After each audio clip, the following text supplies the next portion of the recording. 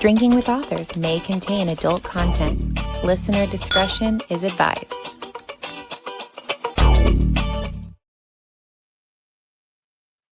Welcome to Drinking with Authors. I am your host, Erica Lance. With me today is the amazing Jackie Sonnenberg. Welcome, Jackie. Well, thank you. Thank you for calling me amazing. I think I needed that little ego boost. Well, you are amazing and fantastic. But before we dive into how much more fantastic you are, let's talk a little bit about what we're drinking. So I am drinking, there's a Mountain Flora dispensary, which this is blackberry lemonade that has THC in it. And it's Nice. yeah, I'm super excited about it because I really love blackberry lemonade, and I haven't tried it yet, but I'm going this good. route. My drinking. Okay. What are That you? sounds What are you good. I am drinking a glass of Pinot Noir, Yellowtail. I am definitely a red wine kind of a girl. I appreciate that. I do Red appreciate wine all the way for me. I just don't get white. It doesn't do anything for me. So I like. There's a Riesling called Pacific Rim that I really like from Publix. I've seen it. yeah. That's it. Otherwise, I don't know. White. I don't like dry wine. I'm a much. Oh my God, Malbec. I am a Malbec girl 100%. I will drink Malbec all the sure. time. Yeah. So, okay, Jackie, you were on this show, I feel like a million years ago. It wasn't that long ago, but a million years ago. But since then, you have a new series that came out. Will you hold up your book? That came out or is coming out, Erica? It's coming out. Sorry, it's coming out. I'm so excited. It's quite all right. Look at hey, look it's not backwards. Look at that. No, okay, so yeah, I love that. Mock Cob Village, book 1. Yes. And I love the cover art too, and the typeset is just beautiful. Yeah, so this is my new Halloween-based series. It is coming out September 13th, so just in time for Halloween. How fitting, right? Yes, and links are down below for everybody. We put all the links down below. But so let's talk a bit, because you also have a new cover on one of your previous books, right? Which is the nursery rhymes. Yes. So that's my soul to keep, nice and creepy. Yes, it is, and this is actually the first one in the growing collection of dark nursery rhymes that I had with another publisher that has now been revamped, and it got itself a facelift, and it's now looking beautiful. And there will be more in this collection too, while I'm writing and promoting and publishing Mock Cob Village Series. Awesome. Okay, so let's talk about Mock Cob Village, because first of all, I love the play on words, because it looks like Mock Cob, but it's Macabre Village. So. Yes, I did that on purpose. I wanted it to be like Nocturne Alley. Diagon Alley. So there's a word that's hidden within other words. So I want it to be like, so when you see it, you don't know what it is right away until you say it a couple of times. I wanted to have that same effect. I love that. So this is a Halloween story. So what is the genesis? I know you are a big cosplayer. You love the dark and creepy. We know that anybody who follows you, and if you're not following Jackie, you need to, because epic cosplayer. Epic. Oh, thank you. What gave you this little brilliant plan for a Halloween type themed book? Okay. So this is actually a funny story, Erica. I don't even think you know this, but no one knows this and no one ever guessed this. My idea for my Halloween series came from a Christmas movie. What? I didn't know that. What? Okay, so just to rewind, there is a Christmas movie that's on Netflix. It's called Klaus or Klaus or whatever they call it. And I rank it as one of my new favorites for this reason. It is a origin story in disguise. So it's basically the origins of Christmas traditions, but it doesn't start that way. You actually don't think it's that at all, because it follows a completely different storyline that eventually will weave into the tradition, the origin story that we all know and love. So Klaus is actually about a postman that is sent to this remote island to try to start a successful postal service. And in doing so, he successfully does it by getting the children of the town to write letters to this old man that makes toys because they want him to make toys for them. So thus, that's children asking for toys, and then the man delivering the toys in the middle of the night, and that's how we have our Santa Claus. And I saw this movie, and I thought it was just so cleverly done. I really loved the characters. I really loved the plot. I loved all of it. And I remember thinking to myself, now we just need a Halloween story about this, and that was it. I That was it. love I had myself a little brainstorming session, and I came up with the central conflict, the central plot for Mock Cob, and the characters all in one sitting. I knew the whole series in one sitting. That's wow. how that's how strong it was. That's how much it inspired me. I So actually my main character is my postman. I love that because you know, sometimes as writers it's really hard to get inspired, and you know, people wonder how we go. And sometimes it's just beautiful when it lays itself out for you. Just goes, "Hello, here is the entire thing you were looking for." It really is, and that's what I wanted Macabre to be. I really wanted it to be an origin story in disguise, because it starts with a main character who has nothing to do with anything, who comes to this new place and, in fact, invents some of these traditions, or it's because of them that these traditions take place. Not trying to go the whole Deus Ex Machina route with it, really. It's just, it's more like having all those pieces go into place. I love that. I'm gonna have to check out that movie because I had no idea. So did you find this writing was different for you than the other books you've written? Not really. Not Oh, really, because I like to follow like a fantastical approach to things. Over the years, I've decided that I'm like a nice little genre blend. I like horror and I like fantasy, so I'm definitely like a dark fantasy type of a person. I like folklore horror, I like village horror, town horror, that kind of thing. Mystical realism, magical realism.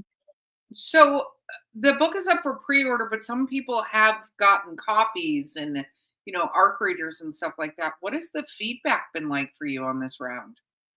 Okay, so a very good friend of mine and mutual friend of ours, Mark Muncy of Erie Travels. Hi, Mark. He was one of the early readers of Macabre, and I mean, he praised it and really made me feel so good about it. And he said it made him feel like it was a Ray Bradbury novel, which really set me back because I never considered it, never thought of it. But just hearing that was like, oh wow, you're getting that from that.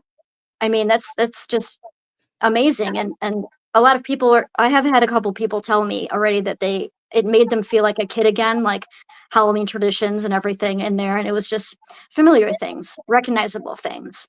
Like in Macabre, I've done a lot of research on Halloween traditions, so Celtic traditions, Samhain traditions. In many cases, I just invented them by myself. So in the story, I introduce the world's first trick-or-treaters and how trick-or-treating came to be, as well as dressing in costumes.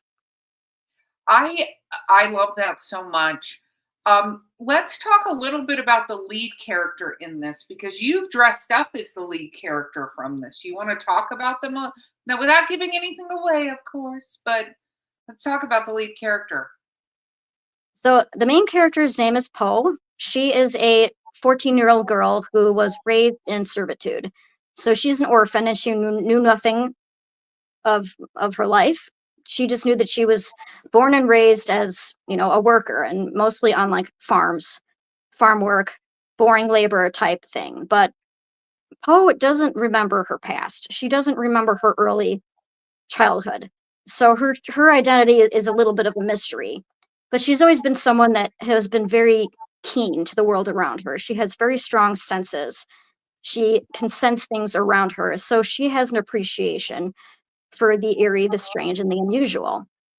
So Poe's new life begins when she is looking through paper and she sees an ad looking for an assistant or an apprentice to a monster hunter in some remote town in the middle of nowhere. And it speaks to her. And she feels like it's something that she was meant to find.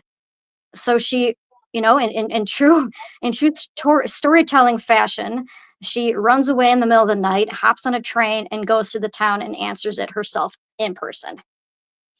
I think that is hysterical because I think when we were all 14, we wanted to do something like that Oh regardless yeah, of our definitely. lives. We were like, yeah, we need to run away and be in a band. That was my thing. I was gonna be in a band. Yeah. That's so Probably cool. best Yeah. Like, out let's for run me. away to danger. This is a great idea. What could possibly go wrong? Nothing. Well, listen, we're invincible when we're teenagers. Like that's the cool thing about being a teenager is one, you know it all, and Hmm. two, you're invincible. Like these are traits that you don't get to carry through later in life, you know? Right. I think a lot of people are gonna relate to these characters, especially Poe is someone that will definitely leap before she looks, and she acts before she thinks, and she's very open. She's very wide-eyed and full of wonder and awe to the world around her. She's very in tune to the world around her, but she's just so innocent about everything. She has no clue about her true identity and her true self. And that's something that she only learns when she goes to Mock Cob Village. Well, and that's exciting. We're not going to give anything else away. So, Mhm. book one is up for pre-order. There's 6 books in this series, is what you're intending total, right? And Yes, one of them is a prequel, there's going right? to be 2 prequels. 2 prequels. Yes. So the first 4 are in consecutive order, basically following the main plot of the story. And then there are 2 prequels that will happen because there are 2 main characters in the series that I feel bring so much more to the table, and there's so much more going on with them that they needed prequels. We needed to see what happened to them and how they came to be. It's so question, when did you realize that they needed their own stories? Like what hit you that you went, "You know what? I need to explain why these people are the way they are." Well, in Macab, when Poe first gets to Macab, it's already established. The town is already established, and it's not a new thing for them that of where it is. It's not a new thing for the town that monsters come out at night. They always knew that. The whole town knows it. And so much so that they have that nightly curfew that they have to go in their houses, at their curfew time. I call it shut in. So they have to go inside at shut in every night, town tradition. This happens. Okay, no big deal.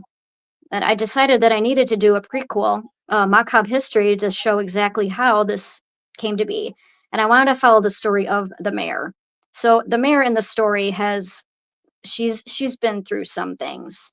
And she's actually the last surviving member of the founding family of the town. They did some pretty bad stuff, and that's all I'm gonna tell you. Yeah, no, don't give it away. I'm excited I to won't. read it. I just think it's fascinating and I love that you tackled Halloween traditions from a different angle because that's one thing is, we have our slashers and we have our this, but I love that you approached it from um, looking at folklore, but creating folklore around this instance, which is, I think, tons of fun. And the monsters are terrifying. That's all I'm going to say about that because there may or may not be pictures in the book of some of these particular creatures. And I would not want to run into some of them. That's all I'm going to say. Mhm, So you will not. let's talk about your author journey. What has that been like over the last couple of years for you? I mean, you wrote several books and Mhm. then this idea came to mind. But do you feel like what do you feel like your author journey has been? It's been incredible, it really is, and I think finding that fine blend of genres has really helped me because in the publishing industry, as you know, everything has to have a label. Everything has to have, like, a hard label. What is it? Who is it for? Is it this? Is it this? Is it this? And I feel like when you are talking about your book or when you're submitting information about a book, they give you all these little boxes to tick, and it's like, is it this, this, this? Is it this, this, or this? And you're just kind of like, what do you mean, or? It's everything. It's this and this and this and this. And I think that's something that a lot of authors had to come to terms with. I think a lot of people had to discover about themselves that their work is not strictly put into one teeny tiny little box over the other. And I think it it generates a broad range of creativity in your work. So it's like, well, I'm not just this, I'm also this. And I think that's something that I have discovered about myself as well. Like, I like the dark side, but I like imagination. I really like imaginative dark things, not just, a serial killer, a slasher that goes off and kills everybody. I want to create creative monsters with giant horns and wings and things that are just made of shadows themselves, and they put together into something right in front of you. I wanted to create. I really love world building that I've done with Mock Cob. I created a place that feels very real to me, but also could be very real. You know, reading into this, it's like this is something that people would want to visit. I want to create worlds that people want to escape to and escape from. Is where the dark fantasy comes to play. So when it comes to like my writing journey and everything, I think writers, what they do is they just kind of experiment a little bit to kind of find their voice. They'll start by writing one thing, and then next thing they know, they'll write something else that's completely different or not too different. So just finding your voice and your audience has always been very important. But at the same time, it's never you're never done with that. I don't think you're ever done growing as an author. I think you more and more as you go along, you keep it fresh. You keep it fresh for your readers, you keep it fresh for yourself, but you find your voice in the way that it's not too different than what people are expecting. Because if someone picks up a new book by you, they're like, well, I know what to expect from this person. Or do I? I know it's going to be in the same style that they always do, but what are they going to do this time that's going to surprise me?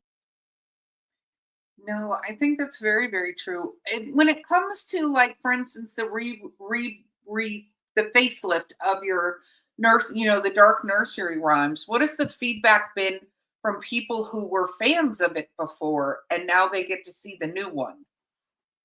They love it, and they love the new covers too. It's like it's the same story, but it's got a new face to it. It's like they're taking a look at this, and it's like this is the story that they're buying. I personally think this is a lot darker, a lot grittier than my previous cover, and I think it really sells the story. Because like any book you pick up, you're gonna look at the cover, and it's gonna make you think something. It's gonna make you feel something, and then you read the back, the description, and the cover have to absolutely have to match. So all around, it's been nothing but positivity for these because it's like they're getting revamped. I love that. So let's talk a little bit. You do something very different at conventions that you are actually the only person that I've ever seen do this, which is you cosplay as characters from your books and then hand out sort of flyers with a QR code on how to find the books, right? So Yep. where did that idea come from? Let's talk a little bit about that. Right. Well, I'm a haunted house actor. So that's my background in acting and costuming. So I was always coming up with my own characters in various haunted attractions that I worked for and creating the costumes for it. And so when I started to get onto the convention track as an author, as a professional, I thought it would be fun to dress up.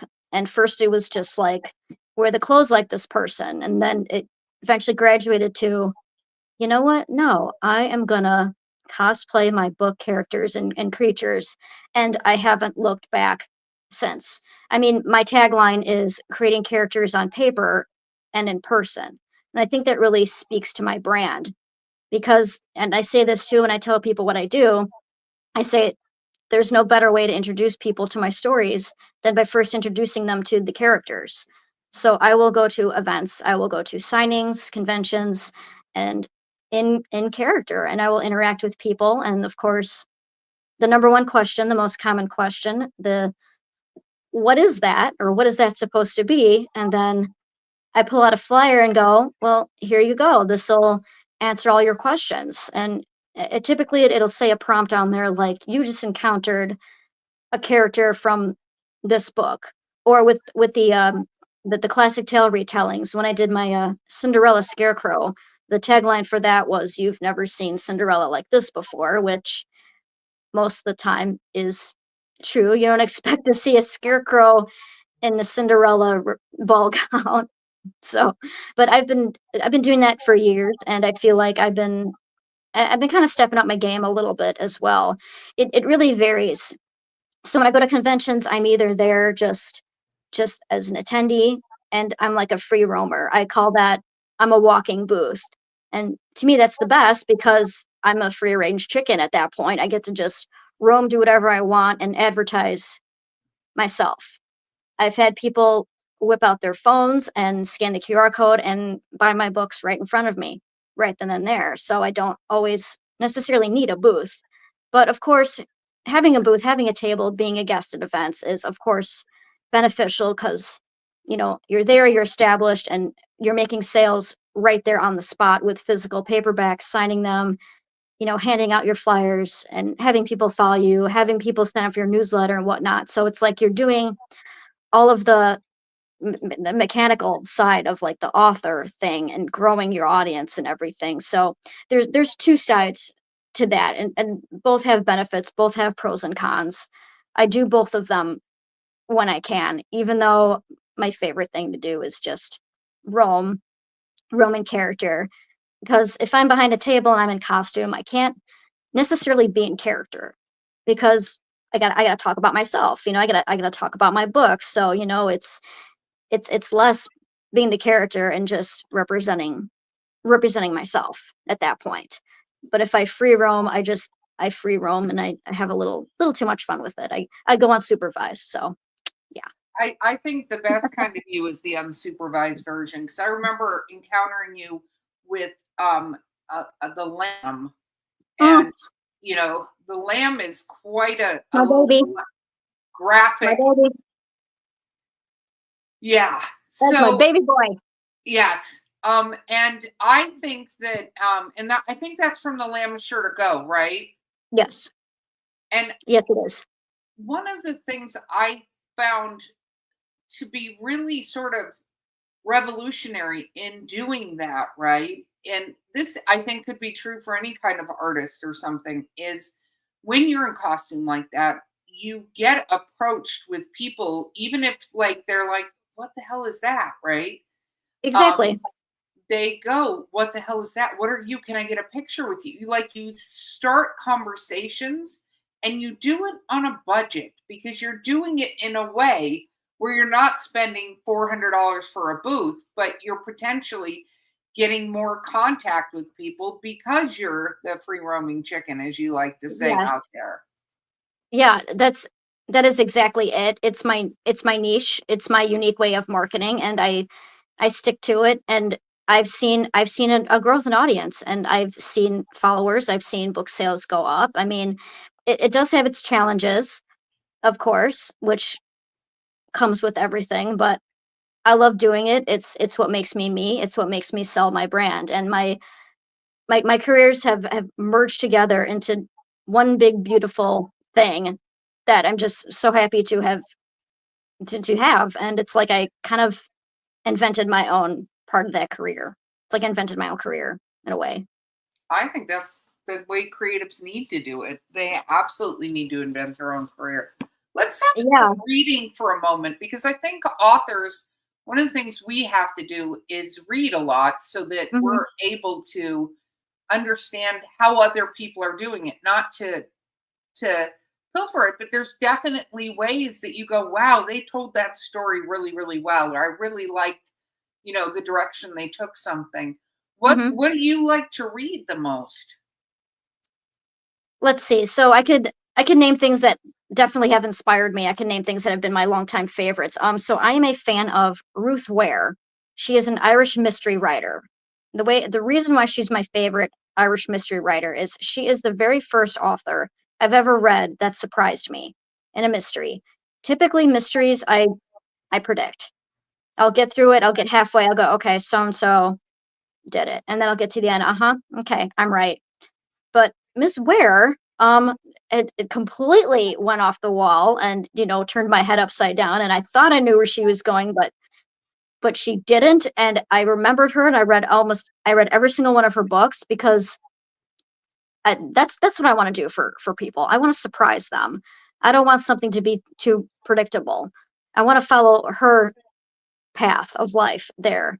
And another one I like is I like Marissa Meyer. She wrote the Lunar Chronicles. So have you ever heard of Cinder? Oh yeah, She yeah. wrote Cinder. Okay, that's the whole collection called the Lunar Chronicles, and those are fairy tale retellings. But you almost don't think that they're the fairy tale. They don't read like fan fiction, as a lot of them do. You read this one and you're captivated by the story and the characters as if they would be standing alone, and not as the fairy tale retellings that they actually are. So I appreciate that for being a little bit more authentic and for being different. I think I agree. I'll tell you, I have that same problem. I have that problem in a lot of movies and TV shows too. I Yeah. will say I feel like they've gotten a lot better about that, right? Um in TV shows most especially and things like that. But it's true with the books too, is it's terrible when you're like, this is how it ends. Right. Now, some Hmm. people love predictable endings. Like you want the girl to get with the guy, or the girl to get with the girl, or the guy to get with the guy, whatever your genre is, like, hometown romance. That's you want it to go through the arc and the difficulty, and like there's a set pattern. But I think when it comes to mysteries and thrillers and dark fantasy and stuff like that, I think you said it best earlier when you're like, you really want to take them on this journey. They need to go into the macabre village with you Hmm. and maybe survive or maybe not, depending on how it goes for them as they're in there. You know, I think that that makes a huge difference. And, this book does have that sort of impact with the readers, right? And then Hmm. if you're a lover of Halloween, which so many of us are because we all believe Oh in yeah. starting Halloween in September, because that's when Halloween season should technically start. It feeds that inner child that loves the Halloween season. So, Hmm. um, what do you feel people have to look forward to in book two that, without giving away any spoilers, that's a Sure, little I'll try. different? Are we staying with Poe as the main character we're going to dress as, or do we get to have somebody else come surface in the world of Jackie from that book? Well, and in the second Mock Cob, so there's three main characters.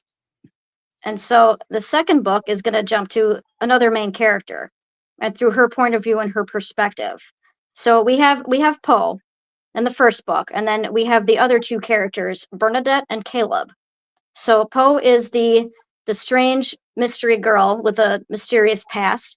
Bernadette is a teenage witch, and Bernadette just can't get her magic right. She's full of angst. She's got a real bad temper. She can't do anything right.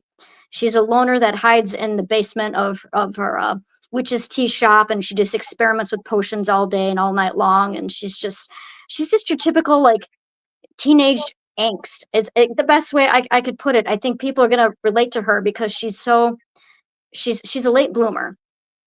She's just very frustrated with herself, with life. She's not where she should be and everything.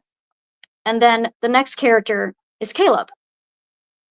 Caleb is a very sickly little boy. So think Colin from Secret Garden.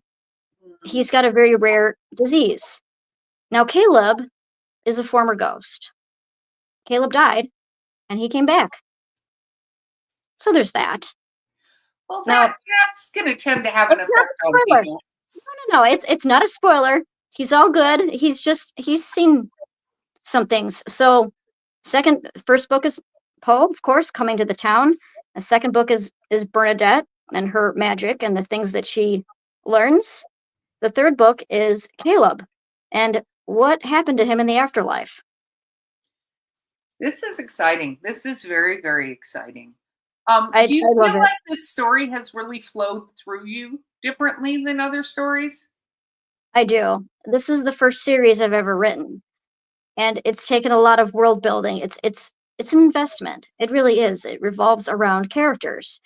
So like I told you before, when I said I wrote the premise for it all in one sitting, and that is true because I figured out the main characters and I figured out what their relation was to the main plot of the story and how it gets solved and what goes wrong along the way. So it kind of revolves around them and their character arcs and their character development basically. That's exciting. What made you decide to write for more of a young adult audience?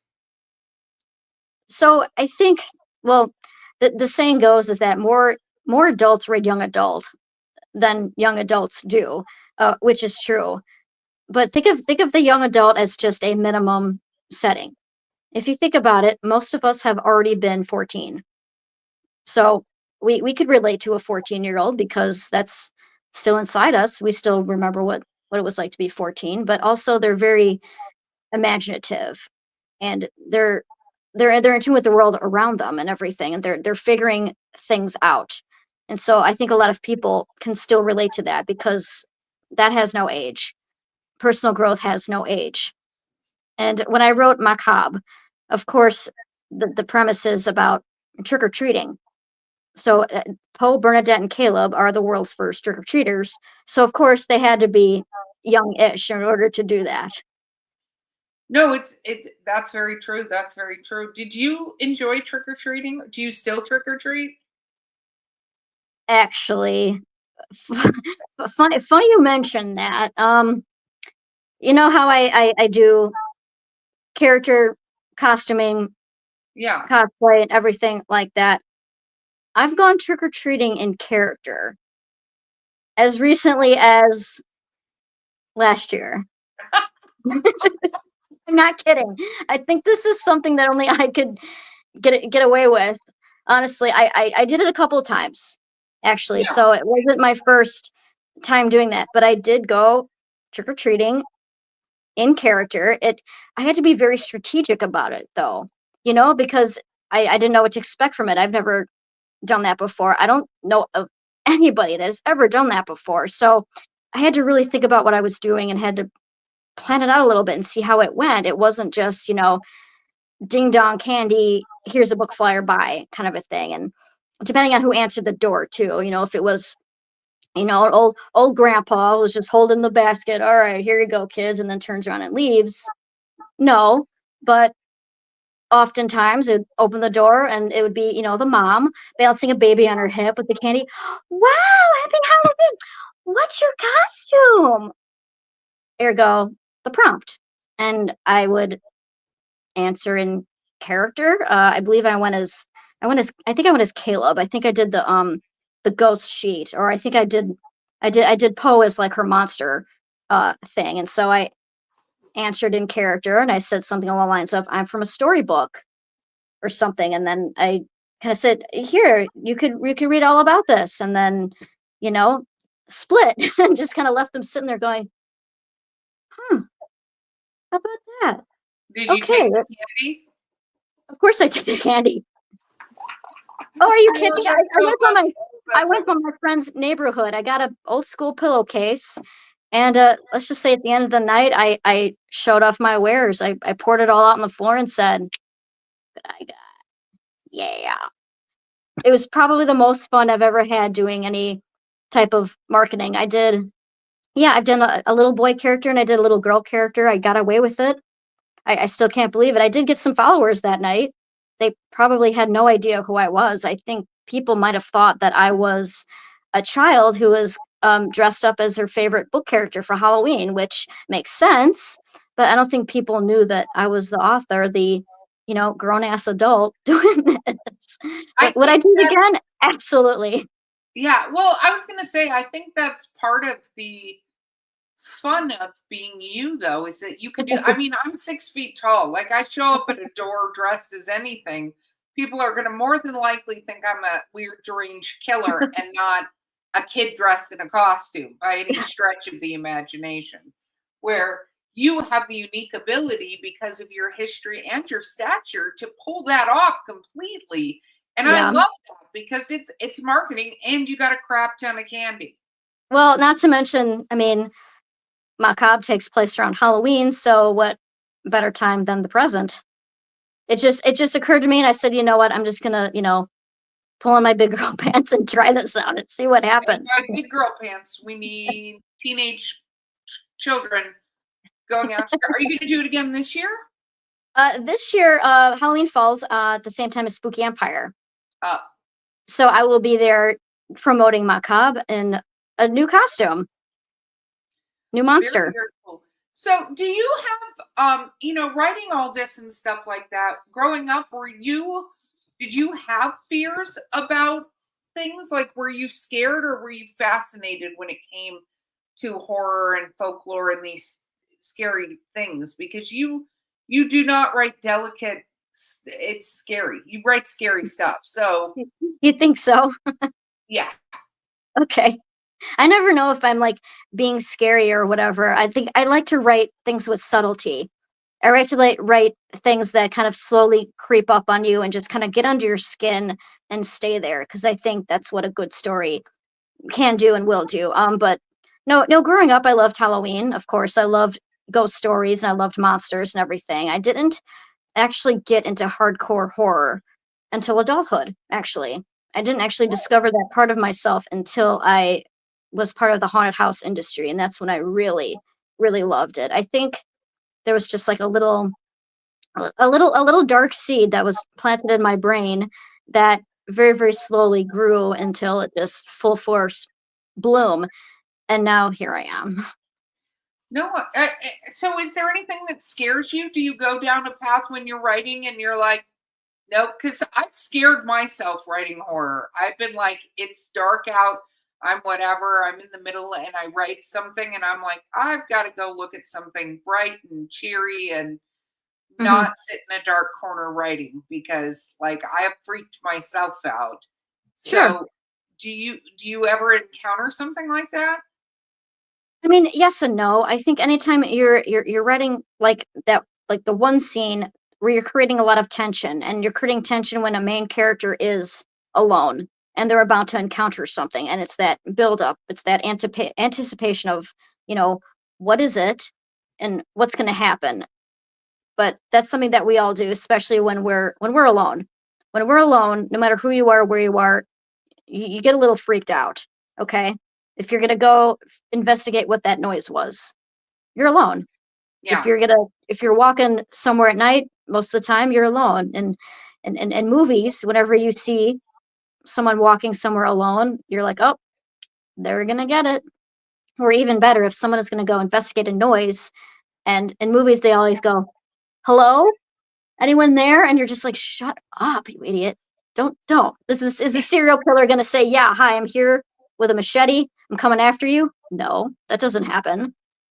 But No, still it's but true. still, And it's so yeah. funny because you watch people do stuff and you're like, not just what, like in real life, I always joke with people, I'm like, have you not seen this horror movie? Hmm. 'Cause I can tell you how this is going to end. Oh It's yeah. kind of like when somebody goes off and then another person follows them to go look for them, and somebody's Yeah. like, hey, we haven't heard from Blonde. I'm like, have you never seen this In this movie before? movie before, yeah. This is how, if you want to be, I'm going to wait here. You can go if you want to be next. The slow Exactly. disappearance of friends. Yeah. Well, another thing is with ghost stories. So if you're writing anything with ghost stories, I don't know. I personally absolutely believe in ghosts. They are real. I know people who have told me things that I believe them 100,000%. When I did research for My Soul to Keep, I actually interviewed people who have had real paranormal encounters.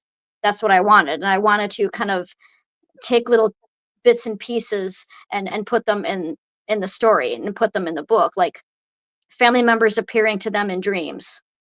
I've had family members tell me this, and I've had other people I've interviewed tell me this, and so I incorporated that into the book. So real ghost encounters, I take to pride, and I just love hearing real life ghost stories and ghost encounters.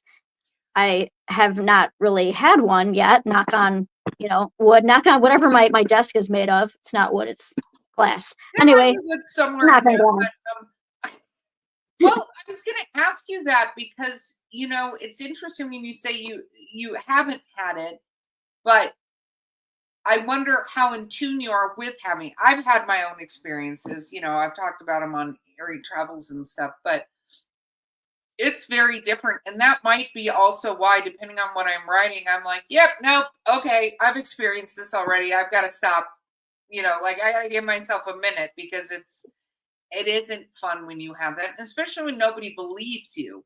I'm Mm. really surprised with all of your work at haunted attractions, which I feel like sometimes pull those kind of entities to them just Hmm. because the emotions that go through people wanting to be scared, wanting to be terrified. I'm just surprised you've never encountered anything at one of those. I am too, and I probably have, but it probably wasn't something extreme, or probably wasn't something like in your face horrifying. It might have even been something pleasant, like smelling cologne, smelling like familiar, any familiar scent or cologne, or just getting a little glimmer of like a remembrance of something or someone. I think there are a way to make themselves known. But have I ever had like a door slam behind me and hear an evil laugh? No. I'm kind of glad that that doesn't happen. I mean, I haven't pissed off any ghosts, and I don't plan on it. I respect the dead and everything. No, that's the smarter thing. I mean, if you're going to have an encounter, and I don't think all encounters are necessarily bad.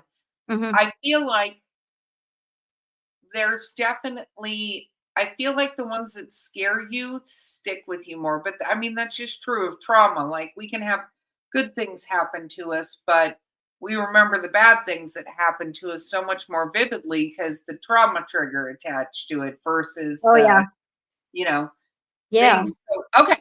So we only have a couple minutes left, and in a moment, I'm going to have you do your shameless self promotion, my darling. But Okay. um, what should people know? Like, what should people know of what's coming up for you as an author? Well, of course, we have Macabre debuting September 13th, coming out. I will be at That's actually the very same weekend. I will be at Ancient City Con, so I get to celebrate it in style. I will be there with books all ready to go, rocking and rolling. I'm also in the middle of making some new costumes. So it's my goal to make a lot of the monsters from Macabre, and that's how I'll be promoting myself. So I'm in the middle of making one of the monsters, and it's probably the most challenging thing I've ever made. It's very detailed.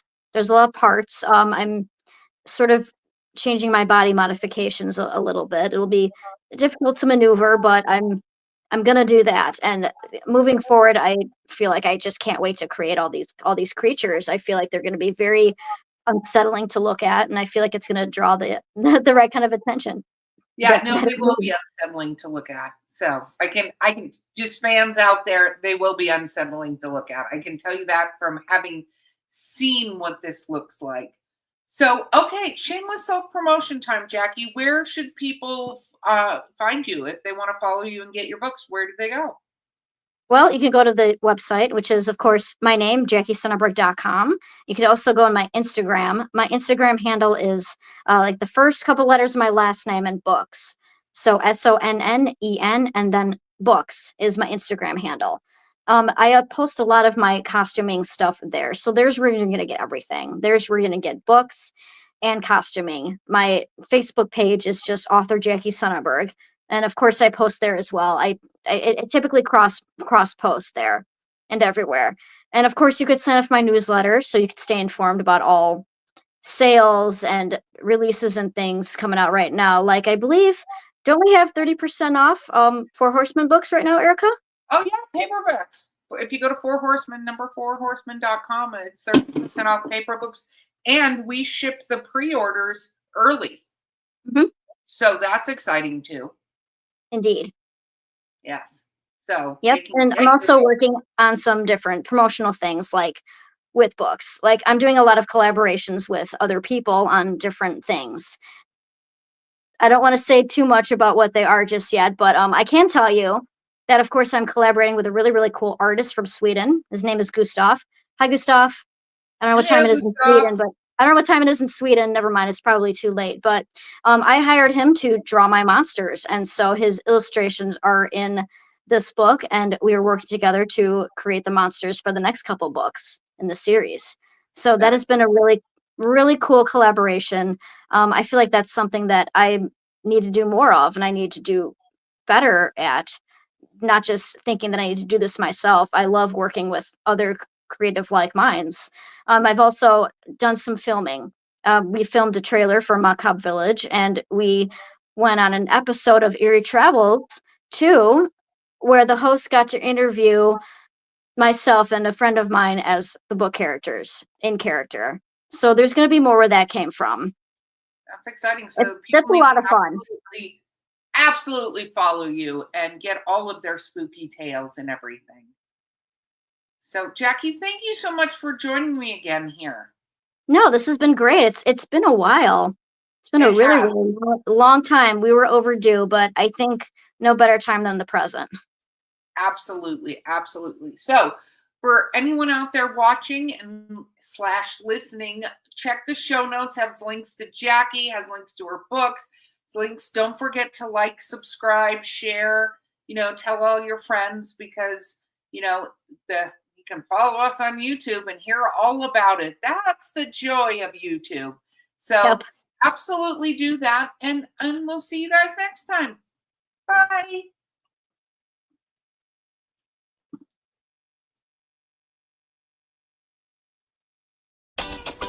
Thank you for listening to Drinking with Authors. Join us next time for another fun conversation with an author over drinks.